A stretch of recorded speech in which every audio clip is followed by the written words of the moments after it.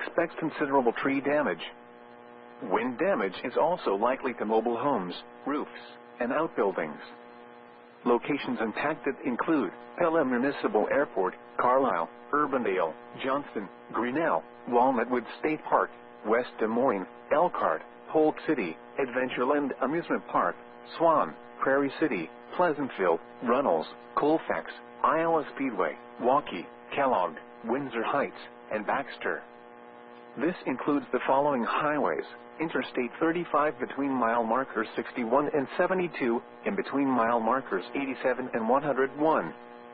Interstate 80 between mile markers 106 and 182. Interstate 235 between mile markers 1 and 14. For your protection, move to an interior room on the lowest floor of a building. Repeating, a severe thunderstorm warning remains in effect until 6:15 p.m. for the following counties in Iowa: Dallas, Jasper, Madison, Marion, Polk, Poweshiek, and Warren. The